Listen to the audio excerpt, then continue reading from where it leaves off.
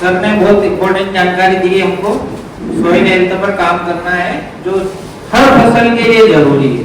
हम कोई सी भी फसल लगाएंगे, अगर मिट्टी अच्छी होगी तो हमारी सारी फसलें अच्छी होगी, चाहे वो सोयाबीन हो, गेहूं हो, सरसों हो।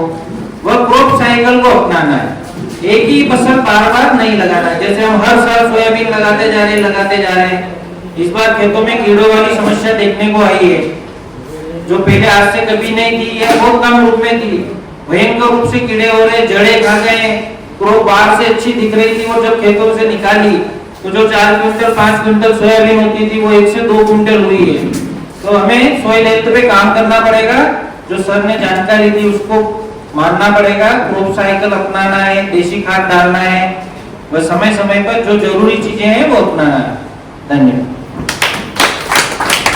मुझे बताने की ज्यादा जरूरत नहीं है।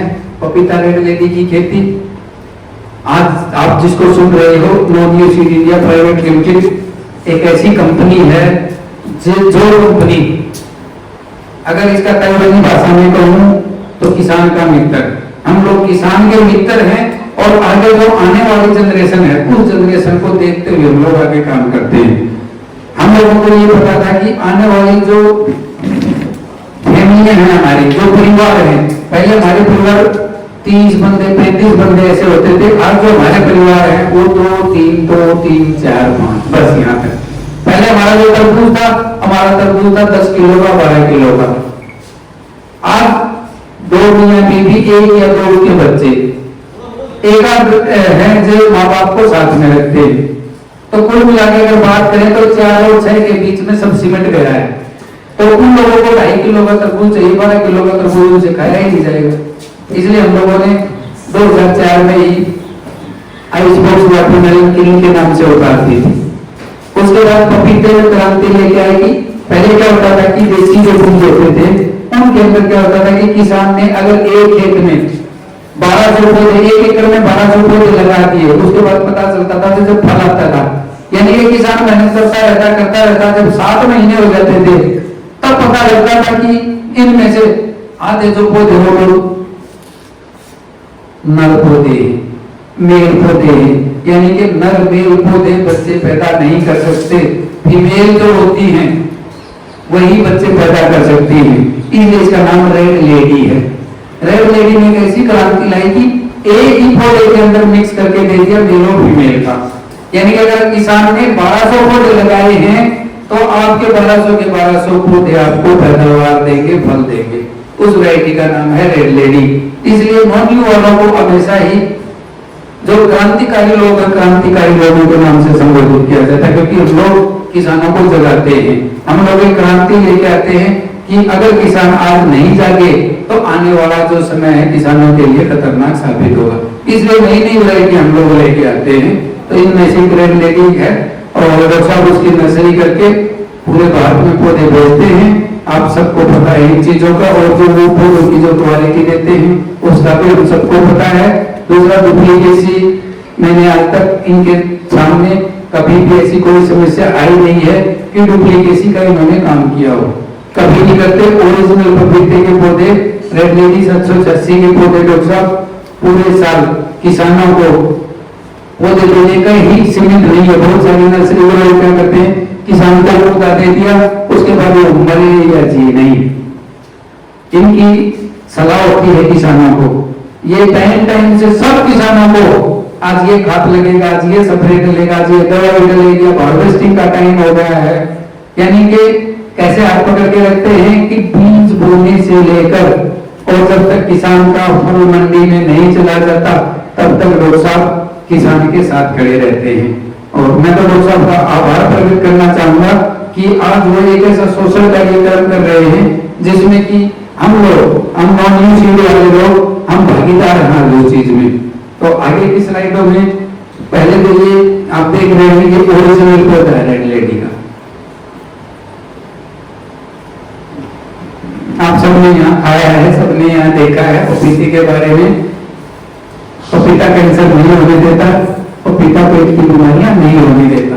2 ही चीज बता देता हूँ आपको, ज्यादा गहरे में जाने की जरूरत है नहीं मुझे। आप जो पिक्चराइजेशन देख रहे हैं ये करंट के पिक्चर है। बिल्कुल, ये नहीं कि उससे पिछले साल के या उससे पिछले साल के, या आप लाइव भी जाके देख सकते हैं। ऊपर नाम दिया है बाकायदा फार्मर का, और डॉक्टर साहब के चैनल पे अगर आपको और जानकारी लेनी है, डॉक्टर साहब के चैनल पे यूट्यूब पे इन किसानों की हम आपको जानकारी, मोबाइल नंबर भी दे सकते हैं, आप जाके विजिट भी कर सकते हैं। और इन किसानों के पास बहुत सारे लोगों ने विजिट भी किया। करंट में ही बहुत से पाटीदार हैं जो इनका नंबर भी दिया है, इनकी हार्वेस्टिंग चली हुई है, और इन्होंने एक खेत से अब तक एक आइडिया टोटल आइडिया दिया था 20-22 लाख रुपए का पपीता बेच चुके हैं, 8-10 लाख रुपए का पपीता और भी है इनका। और उन्होंने ये हमें बताया कि सर पपीते में इतना मीठा पपीता आ रहा है कि आज क्या हो रहा है कि उज्जैन के आसपास लोग और बस्ती है व्यापारियों की, मुझे पपीते का फ्रूट दे दो, मुझे पपीते का फ्रूट दे दो, जो आपका दिल करे वो आप प्राइस पर लेना।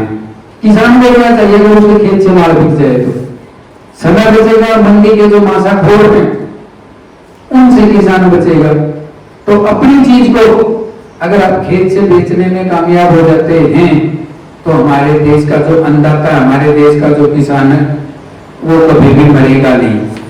अपनी चीज को बेचना सीखो, गाँव में घूम घूम के बेचना सीखो। आज आप देख रहे हो अमरूद गवा हुआ, आज आप कहीं निकल जाओ, किसी भी बाईपास पर निकल जाओ, अमरूद रखे मिलते पूरे के पूरे 12 के 12 में। किसान ऐसा क्यों नहीं कर सकता? 12 के 12 महीने पपीता लेके बैठे ना वो रोड के ऊपर, आपको उसकी कमाई का अंदाजा नहीं है। वो एक दिन एक पपीता आपका बिकता है 20 रुपए किलो, वही पपीता रोड साइड बिकता 65 रुपए किलो, 3 गुना आपको मुनाफा हो रहा है। तो आपके पास एक्सेस पपीता हो, आप मार्केट भेज दो, लेकिन कुछ पपीते के फ्रूट या कुछ तरबूज के फ्रूट, खरबूजे के फ्रूट ऐसे रखो कि आप उसको रोड साइड भी ले जाके बेचो। वो आजकल माध्यम हो रहा है सोशल मीडिया का, सोशल मीडिया पे लोग चीजें बेच रहे हैं। शहर के अंदर ऐसा हो गया है कि जो बाजार थे वो मिलान पड़े हैं। आज हर कोई ऑर्डर करता है जोमेटो से, पिज्जा 10 मिनट में डिलीवरी, खाना बनाओ 10 मिनट में आ रहा है घर पे। तो आप भी अपनी चीजों को डाल सकते हो ना। मेरा ऑर्गेनिक पपीता भाई 70 रुपए किलो दूंगा, ये एड्रेस है, जिसको आना आए लेके जाना, लेके जा सकता है। एक दिन दूर नहीं है, जो शहर के लोग जैसे फैमिली डॉक्टर, बड़े बड़े लोग क्या करते हैं, फैमिली डॉक्टर रखते हैं। एक डॉक्टर स्पेशल होता है MBBS, क्योंकि उनके पास तो पैसे बहुत। आने वाला समय ऐसा आएगा कि अगर आपने 100 करोड़ पर काम किया तो जो शहर वाले लोग हैं, जो अमीर लोग हैं, इन लोगों को भी एक फैमिली फार्मर रखना पड़ेगा, नहीं तो फिर वही कैंसर, 5-7 साल के बच्चों को हार्ट अटैक, वही चीजें हैं। इसलिए आपको अपनी चीज आप बेचनी आनी चाहिए। अगर आपने अपनी चीज आप बेच ली, आपसे बड़ा सुपर हीरो कोई नहीं है इस दुनिया में। ये लाइव देख रहे हैं आप लोग, सब लाइव फोटो रही है, और ये सब हम लोगों ने ये 2 वैरायटियां डॉक्टर सुनील ने दिखाई है हमें, येलो ग्रीन रेड बेबी, बहुत वैरायटियां हैं। रेड बेबी के बाद बहुत वैरायटियां हैं। जब भी आप मांगो कि सर नहीं दे दो, नहीं देते, लेकिन रेड लेडी ही इतनी मीठी है, ट्रांसपोर्ट में यहां से लेकर आप उसको अमेरिका भेज दो, वो उठने वाली वैरायटी नहीं है। अभी तक हम लोग क्या कर रहे हैं कि हम लोग रेड लेडी को इतने अच्छे से लुगा पा रहे हैं, तो दूसरी वैरायटियों के तो सवाल ही नहीं पैदा होते। फिर भी कुछ किसान क्या कर रहे हैं कि नंबरों के फेरे में आ रहे हैं, कोई 15 नंबर आ रहा है, कोई 23 आ रहा है, कोई 18 नंबर आ रहा है। कल क्या हो रहा है कि वो किसान को लालच देके नकली बीज देके चले जाते हैं। नकली बीज वालों से आप लोगों को बचना पड़ेगा। अगर ऐसे ही नकली बीजों से, क्योंकि उनके माँ बाप का ही नहीं पता।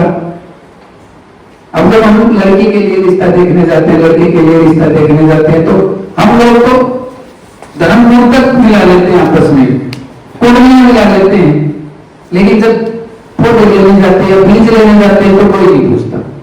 पैकेट में अच्छा फोटो है, दे दो साहेब। वहां जांच पड़ताल क्यों नहीं करते? वहां जांच पड़ताल करनी चाहिए हम लोगों को कि जो बता रहा हूँ कि इस पौधे के माँ बाप कौन है। तो रेलवेटी 786 के माँ बाप बता सकते हो?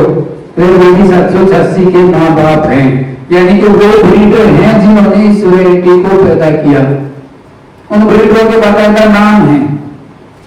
तो हमेशा ही जब भी चीजें हो जांच पड़ताल करके हम लोगों को चीजें लेनी चाहिए। तो ये वैरायटी बहुत अच्छी वैरायटी है। अब बात आ जाती है खरबूजे और तरबूज की, जो हम लोग ही लेके आए थे। अब वैरायटी है मुस्कान। मुस्कान वैरायटी ऐसी वैरायटी है, खरबूजे में आज तक मैं आपको दावे के साथ कह सकता हूं इससे मीठा खरबूजा खाया नहीं होगा। तो अब की बात, कुछ किसान साथी खरबूजे की खेती और तरबूज की खेती अगर यहाँ करना चाहें तो हम लोग कैसे काम करते हैं वो कुछ स्लाइडों में हम लोग दिखाएंगे। नेक्स्ट करो। ऐसे हमारे टेक्नीशियन जो हमारी कंपनी का एम्प्लॉय है वो बीज लगाने से लेकर कैसे मंडी तक किसान के साथ रहता है, जब तक किसान के अच्छे पैसे नहीं बन जाते वो देखेंगे।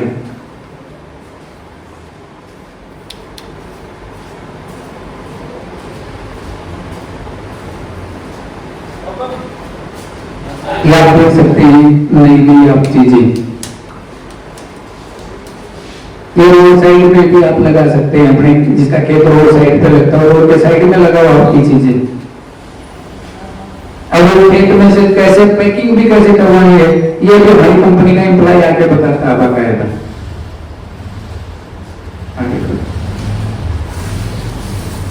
अब ये मंडी में देख रहे हैं एक ऐसी कंपनी है जो बीज लगवाने से लेकर मंडी तक, बीज लगवाने से लेकर मंडी तक, जब तक किसान का फ्रूट नहीं बिक जाता तब तक हम लोग मार्केट के अंदर रहते हैं। और आप देख पा रहे होंगे इसमें मैं खुद हूँ एज ए जनरल मैनेजर, मैं भी मंडियों में जाता हूँ सुबह, क्योंकि क्या होता है जिस किसान को हमने बीज दिया था ना उसको क्या लेना मेरे बीज से, उसको एक चीज लेनी है कि मेरी जेब में पैसे कैसे आएंगे, पैदावार कैसे आएगी मेरी जेब में।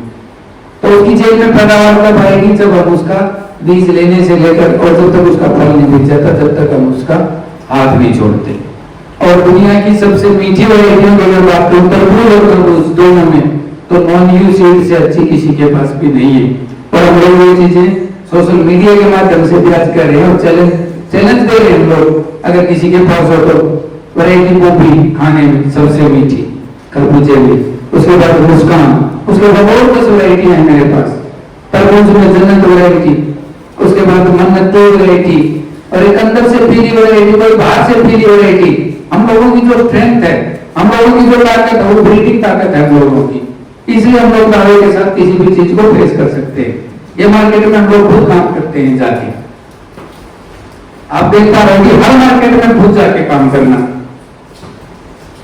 खुद पैकिंग करवाना किसान की जाके, खुद उसका प्रोडक्ट बनवाना। जब उसके पास उसकी जेब में पैसे आ जाए तब उसके पास चाय पीने जाते हैं कि सर आज आपकी जेब में, आज आपने हमारे साथ मिलकर आपके खेत में 50,000 रुपए लगाए थे और आपकी जेब में आज 1.5 लाख रुपए आ चुके हैं।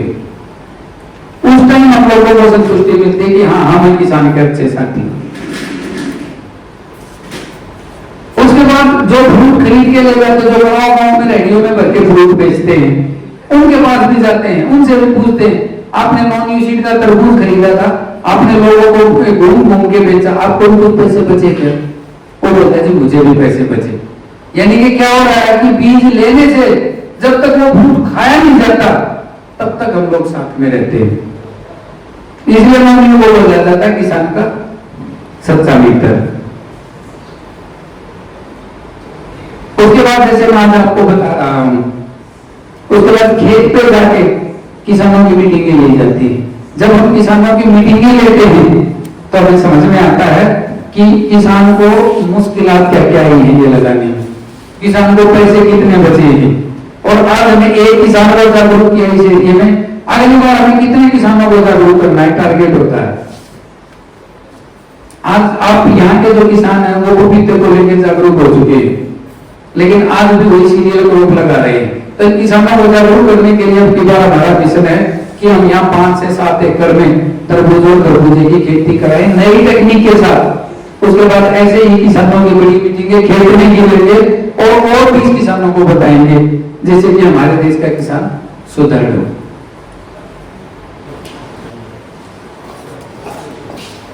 वही ये चीजें जो मैं आपको बता रहा हूँ। अब ये बैक्टीरिया, यहाँ ये जो स्लाइड है बैक्टीरिया और फंगस। बैक्टीरिया में 34 बैक्टीरिया है जिनकी हमें जरूरत है। जो जमीन के अंदर होते हैं 34, एक पौधे को अच्छे से ग्रो होने के लिए 34 बैक्टीरिया की जरूरत है। और फंगस में अगर बात करें तो आपने थोड़ा सा नाम सुना होगा, ट्राइकोडर्मा सुडोमोनास, इतना सा ट्राइकोडर्मा सुडोमोनास। बस जो अप्लाई कर रहे हैं उनको पता है कि ट्राइकोडर्मा सुडोमोनास क्या होता है। नेक्स्ट, ये बेनिफिशियल बैक्टीरिया, ये वो बैक्टीरिया हैं खेती के अंदर जिनकी हमें जरूरत है। देख पा रहे होंगे आप, ये सारे के सारे जो बैक्टीरिया, जो बेनिफिशियल बैक्टीरिया थे हम लोगों के लिए, वो सब हमने खत्म कर दिए। तो इन बैक्टीरिया को अगर बचाना है तो हम लोगों को ये सारे बैक्टीरिया कहाँ से मिलेंगे? देसी गोबर के खाद से, देसी कंपोस्ट से। अब ये फंगिसाइड है 2-3 प्रकार की। मैंने बताया था ना कि फंगस ही फंगस को खाती है। कई बार क्या करते हैं कि पपीते में सर फंगस लग गई या खेती में फंगस लग गई, दुकान से जाओ फंगिसाइड की दवाई ले आओ। जहां फंगिसाइड की दवाई एक बार जमीन में डाल दी, अगले एक साल तक जो हमारे लिए फंगस, जो अच्छी फंगस थी, जो हमारे पौधों को संरक्षित रखती थी, वो फंगस थी, वो फंगस उसने खत्म कर दी। वो फंगस दोबारा 1 साल बाद जाके उन पौधों की जड़ों में पैदा होगी। तो कभी भी जमीन के अंदर फंगिसाइड डालने से सभी किसान साथियों को बचना है। नेक्स्ट, अब आप देख पा रहे होंगे, अगर हमारी रूट डेवलपमेंट ऐसी रहेगी तो आपको लग रहा है कि हमें किसी स्प्रे की जरूरत पड़ेगी। आपको लग रहा है कि हमें ऐसा रहेगा कि सर नहीं, हमें तो ऊपर से दवाई डालनी है। जब ऐसे रूट डेवलपमेंट होता है ना, किसी भी पौधे का विकास होता है, तो वो पौधा आपको अच्छे फल देगा और उन फलों का जो स्वाद आएगा ना आपको, वो स्वाद आपको कहीं नहीं आने वाला। किसी केमिकल में डाल के डुबो लो, जैसे जलेबी को चाशनी में डुबो के खाते हैं ना, मीठी हो जाती है। अगर उसको किसी फल को चाशनी में डुबो के भी खाओगे ना, तो वो भी इतना मीठा नहीं होने वाला, क्योंकि एक मीठा दिया है प्रकृति ने हम लोगों को। अब आप देख पा रहे होंगे बायोलॉजिकल पेस्ट कंट्रोल फंगी, ये जो चीजें हैं, ये चीजें देख रहे हैं आप लोग। ये चीजें क्या करती हैं कि जो दुश्मन होते हैं ना, जो पौधों के दुश्मन है, चाहे वो फंगस हो, चाहे वो कीट हो, चाहे वो पतंगे हो, ये उनको करते थे। हमने स्प्रे दे दे के, फंगिसाइड दे दे के इन सबको फिनिश कर दिया है ऑलरेडी। ये वही पेस्ट कंट्रोल फंगिसाइड जो मैं आपको बता रहा हूं, बैक्टीरियल फंगी, ये दो ही चीजें हैं। अब ये एवरेज बताई गई है जो मैं आपको सुबह से बता रहा हूँ, ये वही एवरेज आप लोगों को बताई गई है कि fungi, bacteria, flow, green age, एंटोनोमी, सोइल, पीएच, कितने प्रकार की सोइल्स होती हैं। तो इन पे थोड़ा सा आप लोग अगर खुद नहीं पढ़ पाओ तो कम से कम भी नेट से, आपके घर में बेटा है, बेटी है, उसको बोला करो कि मुझे नहीं हिंदी में सोइल्स के बारे में टेलीफोन में उठा और मुझे इसके बारे में थोड़ा सा इसको गूगल को बोल के दे, मुझे सुनना है। अगर सुनेंगे तो भी आप लोगों को बहुत कुछ चीजें समझ में आएंगी। कई बार क्या होता है कि किसान साथी बोलते हैं सर जड़ बहुत मोटी हो गई है पौधे की। अगर जड़ पौधे की मोटी हो गई है तो सब जो पौधे ने खाना पीना बंद कर दिया है, सिर्फ वो जीने के लिए खड़ा है। आप देख पा रहे हो ना ये। फिर उसके बाद पौधों की जो जड़ें उनमें गांठें हो गई है। अगर यहाँ गांठ हो गई और ये पौधा है पूरा, यहाँ से इसको अगर भोजन लेना है तो यहाँ के आगे वो क्या करती है, नीमाटोड्स की गांठ होती है, वो भोजन जाने देती पौधे में, न पानी जाने देती पौधे में। इसलिए कोई भी आपके खेत में, जब आपके खेत में आप जाते हो तो कई बार क्या होता है कि कोई भी पौधा उगा है, उसको एक बार उखाड़ के देख लिया करो, पौधा उखाड़ के देख लो। अगर रूट ऐसे निकले तो आपकी सोइल अच्छी है, रूट इतनी मोटी निकले तो आपकी सोइल खराब है, और उनमें गांठ है तो आपकी सोइल खराब है, या रूट है ही नहीं। एक मेन रूट क्या करती है, पौधे को खड़ा रखती है, उसके साइड में जो रूट आएंगी, जो जड़ें आएंगी, वो जड़ें ही भोजन और पानी लेती है। कभी भी ये मत देखना कि जो पहली रूट खड़ी है, कई बार किसान पौधे को निकालता बहुत लंबी एक जड़ निकलती है, एक ही जड़, एक ही रूट निकलती है, किसान बोलता ये देखो कितनी लंबी, मेरी तो बहुत अच्छी जड़ है। वो सिर्फ पौधे को खड़ा करने का काम करती है। जो साइड में रूट्स निकलेंगी वही रूट भोजन और पानी देंगे पौधे को। ऑर्गेनिक कार्बन के लिए मैं बता रहा हूं आपको कि crop remain waste, micro organic matters, stable organic matter, ideal carbon in soil, temperate region 8 से 10%। यही वो सारी चीजें जो मैंने सुबह से बताई हैं, इसके अंदर, इस चार्ट के अंदर वो सारी चीजें दिखाई गई हैं। देख रहे हैं लोग, जैसे ही हमने रूट निकाली, ये जब रूट है डेट लो, ये लॉक हो गई है, इंडेक्स ऑफ हेल्दी सॉइल्स, यानी कि जो आपने काम किए थे ट्राइकोडर्मा, सुडोमोनास, देसी कंपोस्ट, वो दिए थे ना आपने, उसके बाद सॉइल्स में हम लोगों ने अगर ऐसी जगह हैं तो ये समझो कि हमारा काम स्टार्ट हो गया है ऑलरेडी, जो हमने काम स्टार्ट किया। अब वो सॉइल्स को इंप्रूव कैसे करना पड़ेगा? Biological activity, organic matter, improve nutrients, improve soil structure, water availability improve. एक लीडर की तरह ही आप लोगों को काम करना पड़ेगा, नीचे से लेकर ऊपर तक। ये दिखाए गए हैं कि इसके अंदर paste free zone 14%, safe zone 12%, safe zone start 11%, chewing insect start finishing 10%, reduce setting pasting 9% और फिर 8% पे आया मामला फिनिश। अब आप देख लो 12% पे खड़े हुआ था, यानी कि ठीक कंडीशन है अभी तो। अगर नहीं जाके मामला जीरो हो जाए। वो की नोट्स जो इसमें दिए गए, उसने क्या बताया कि ओल्ड सिस्टम एग्रीकल्चर का है, वो दोबारा लेके आना पड़ेगा हमारे को। उसके बाद दिया है salt improve soil health, make 3 to 5 year to fully change to soil। बताया था ना 3 से 5 साल के बाद एक सोइल चेंज होती है। आज आप टीवी में देख रहे होंगे कि फलाने गांव का आदमी वो खेती कर रहा है, स्ट्रेस फ्री खेती कर रहा है। वो जो खेती कर रहा है वो फर्टिलाइजर डाल ही नहीं रहा, उसको ऑर्गेनिक नहीं बोल सकते। अभी किसी भी जमीन में 5 साल तक आपने कोई भी फर्टिलाइजर, डीएपी, यूरिया, कोई भी बाहर की चीजें देसी खाद को छोड़ के अगर नहीं डाली हैं 5 साल तक, उसके बाद जो उसकी फसल आएगी वो ऑर्गेनिक कहलाने लायक होगी। 5 साल तक अगर वो फसल चक्कर अगर उसने अपनाया है तो नहीं कह सकते हम ऑर्गेनिक। नहीं, आज की जो पत्ती हो गई है वो किसानों की पत्ती हो गई ड्रिप सिस्टम। ड्रिप सिस्टम का क्या हो रहा है, क्योंकि पानी की जो मात्रा है वो हर दिन कम हो रही है।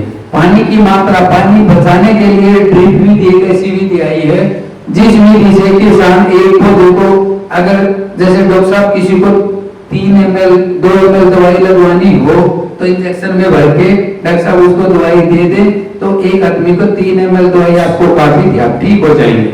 ऐसे ही अगर पौधे को, एक पौधे को अगर 13-045 19 ये कुछ भी ऐसी चीज है या ट्राइकोडर्मा सुडोमोनास है, अगर एक पौधे को 3 ml दवाई देनी है तो एक पौधे को हम भी 3 ml दवाई दे सकते हैं थ्रू ड्रिप सिस्टम। जिन किसानों के पास ड्रिप सिस्टम है वो भी कर सकते हैं, नहीं है वो भी कर सकते हैं।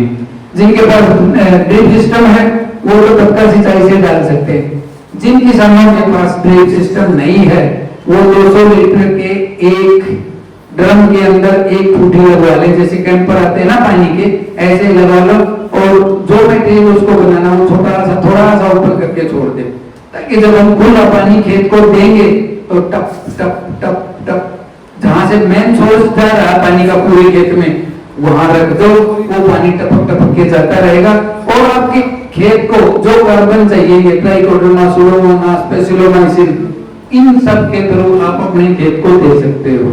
इसको करना क्या होता है कि ड्रम को आधा जमीन के नीचे रख दो, आधा जमीन के ऊपर रख दो, ऊपर ग्रीन नेट डाल दो और आपके खेत में बड़ा पौधा जरूर होगा कहीं भी, चाहे वो शीशम का पौधा हो आपके खेत में, बरगद का पौधा हो, किसी का भी पौधा हो, उसके चारों तरफ थोड़ी सी मिट्टी खोदो और 10-12 ड्रम उसके अंदर नीचे, अगर 1 एकड़ जमीन है तो 2 ड्रम जरूरी है उसके लिए, एक ट्राइकोडर्मा एक सुडोमोनास का।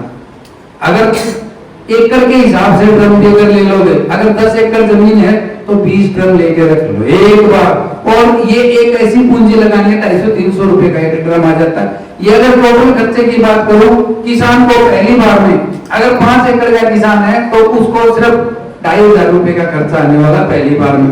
उसके बाद पूरे साल का उसका खर्चा आएगा 500 से 600 रुपए, पूरे साल का कह रहा हूं मैं, ध्यान से सुनना मेरी बात को दोबारा। तो ये चीजें आपको अपने खेत में रखनी पड़ेगी।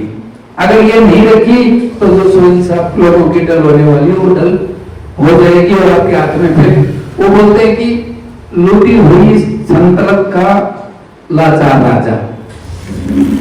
आप अपने खेत के राजा हो, वो लूट जाएगी कहेगा राजा।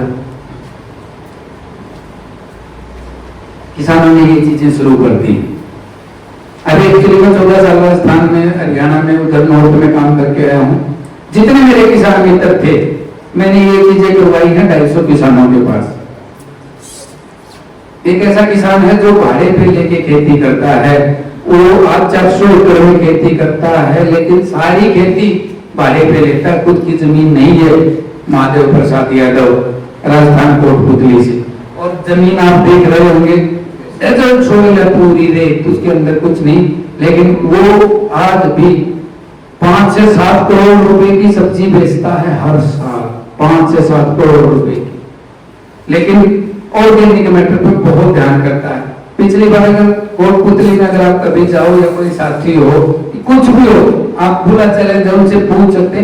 अब उन्होंने पिछले साल ही 2 करोड़ रुपए का गोबर डलवाया है अपने खेतों में, देसी कंपोस्ट डलवाया 2 करोड़ रुपए का, और भाड़े की जमीन है सारी। अब आप आइडिया लगा दो, ये जमीनें तो आपकी खुद की हैं, किसान उसी में निकाल रहे।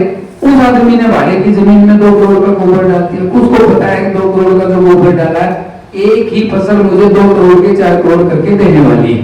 ये जो पिक्चरें आप देख रहे हैं, ये उसी के खेतों की पिक्चर है। आगे देख रहे हो, देसी कंपोस्ट खेतों में डालते हो नहीं, ये सारे उसके खेत की पिक्चर है। 400 एकड़ में खेती करता है अकेला बंदा। वो जो साथ में स्टिक लिए खड़ा है, वो महादेव प्रसाद यादव है। सुबह उठ के सारे खेतों में कूद जाता, 5 बजे भ्रमण पे निकल जाता है, 10 बजे तक सारे खेतों में घूम के आता, सारी पद्धति खुद देखता हुआ।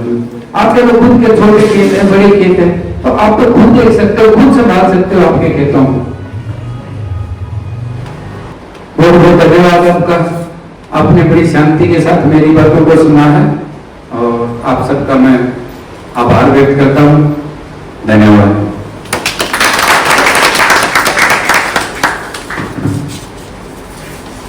डॉक्टर साहब कहाँ हैं? डॉक्टर साहब, किसी की कोई प्रश्न वगैरह हो तो पूछ सकते हैं। कोई चीज समझ में नहीं आई हो या फिर कुछ और उससे रिलेटेड कुछ पूछ सकते हैं, कुछ भी पूछ सकते हैं, ओपन डिस्कशन रहेगा, किसी भी बारे में चर्चा कर सकते हैं। तो डॉक्टर साहब को एक बार बुलाऊंगा मैं, आएंगे तरफ प्लीज।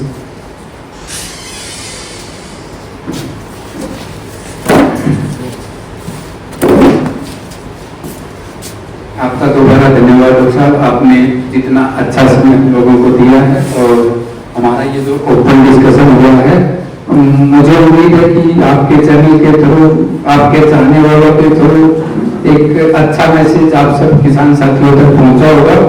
और मेरा पूरा तन मन धन से मैं जितना जानता था, जो मैंने 15 साल में नौकरी में रहते हुए सीखा था, वो आप सबके साथ शेयर करना चाहा है। और आगे भी मैं चाहूंगा कि आप मुझे ऐसे लोग सब समय देंगे, और हम मिलके आज जो हमारे देश की किसानों की जो जमीनों के ऊपर बात आई है, हमारे देश के ऊपर जब बात आती है, तो हम लोग किसान और जवान सब इकट्ठा हो जाते हैं। तो आज जवान तो अपना काम कर रहे हैं, हमारी सड़कों के ऊपर खड़े हैं, तो आज हमारा काम है कि हम सब किसान भी कंधे से कंधा मिला के खड़े हो जाए। धन्यवाद दोस्तों।